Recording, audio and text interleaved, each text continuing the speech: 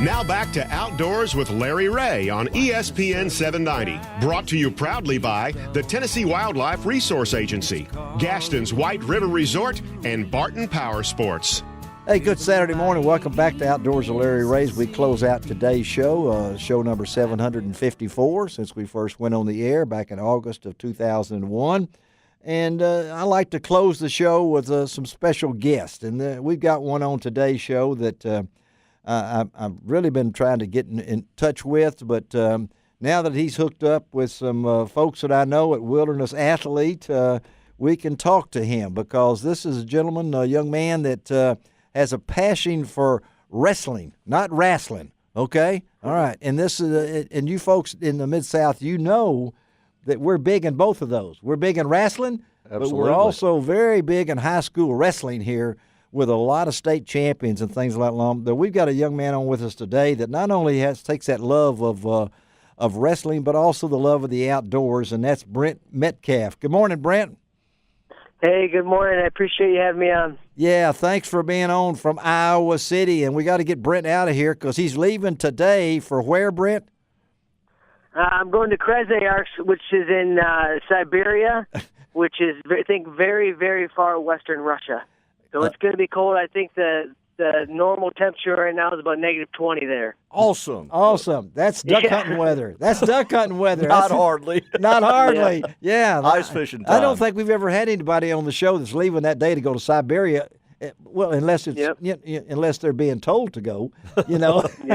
You're actually going for real. So, and Brent, I know. Yeah, there's a great wrestling tournament over there, one of the toughest in the world. I go every single year.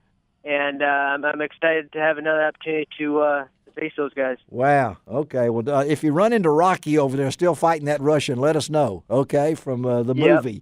The movie. And Brent Metcalf, if I'm not mistaken, Brent, and before we get into a lot of different things here, did you not win? Did you go undefeated in high school wrestling?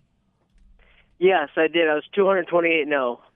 228-0. That's pretty good. Wow. Yeah, that's really good. And when you read Brent's story about how he got into it, and of course we know that Iowa is a wrestling hotbed, but you didn't start out at Iowa. So give our listeners a little background on this. Well, from high school, I went to Virginia Tech. Who the head coach who is the head coach at Iowa now is Tom Brand. Yes. He was the head coach of Virginia Tech, so he recruited me out of high school to go to school there. So I went to school my first year at Virginia Tech, and then Tom Brand got the job at the University of Iowa. So I went to Virginia for that coach, so then I wanted to transfer to the University of Iowa.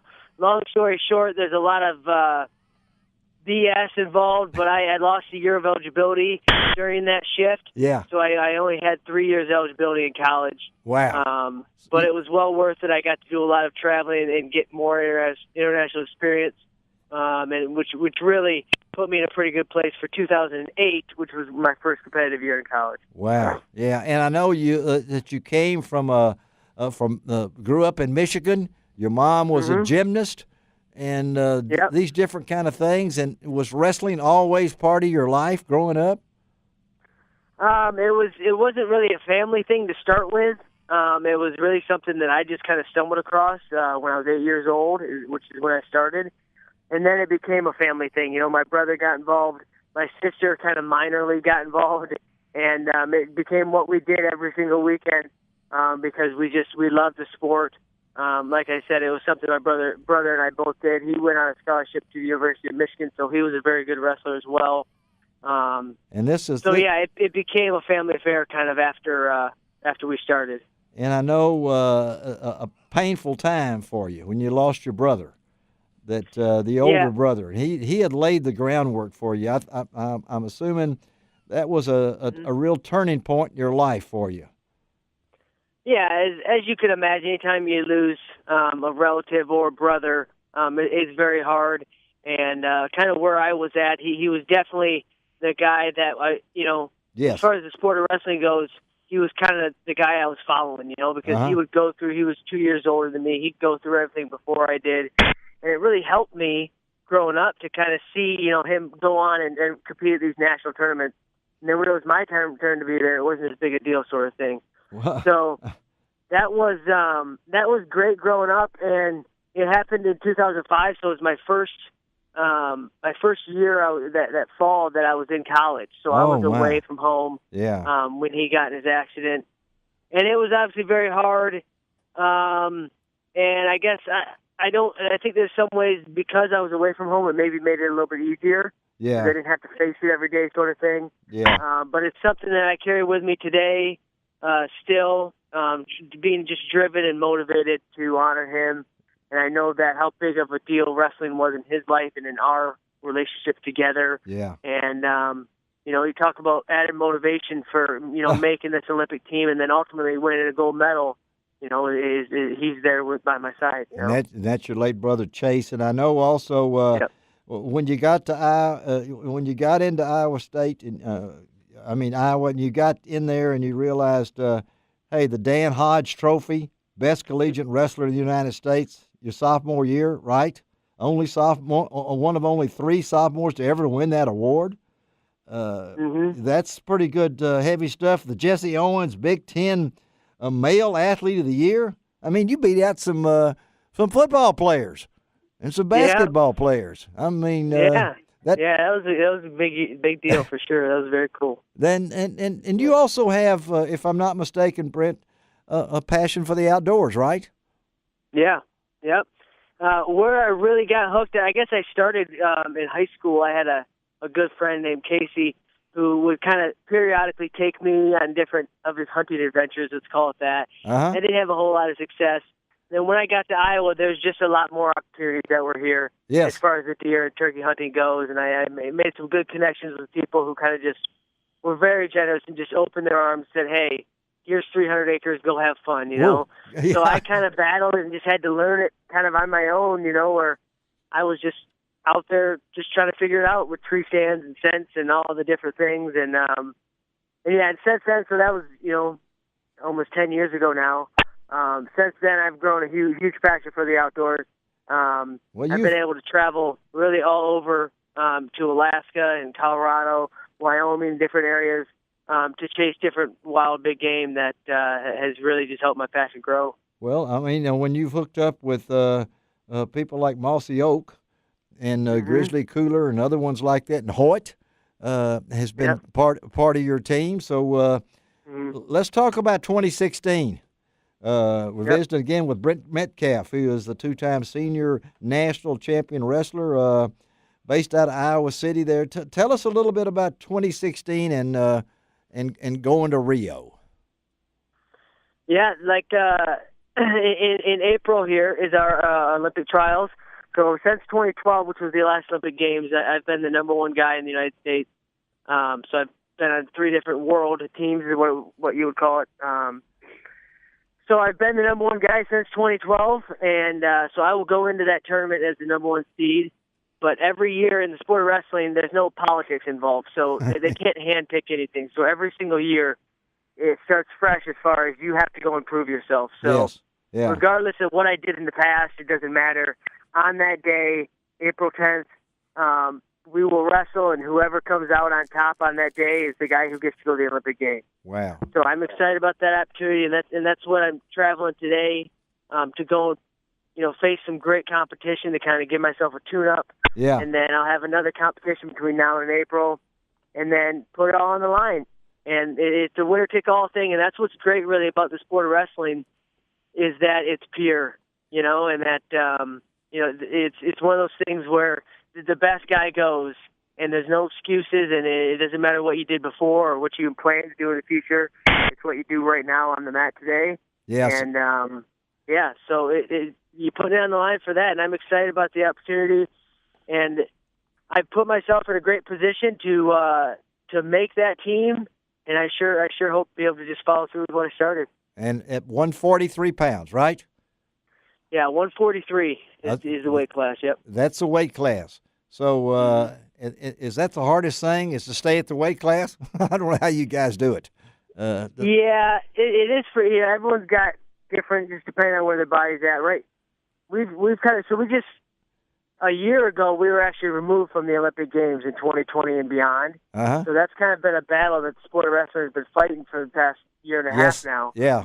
We got it back for 2020, but part of that battle, we lost weight classes. So there's only 6 weight classes. So really it goes 125, 143, or 163. That's so what all? that means is you got to either cut a lot of weight or maybe you just don't fit, you know? So 143 is a harder weight for me to get down to. You know, the 150 area would be better for me, but it's part of the game. You know, it's part of being disciplined. It's part of just having a disciplined lifestyle, and ultimately, you know, what are you willing to sacrifice or give up in your life? And we're just talking about food right now. Yeah, we're talking about food a lot on this show. Yeah, we talk about food a lot. I know fast food and things like that don't go along with that, but hey, what? I'm not going to ask you what you eat. How many calories you eat in a day?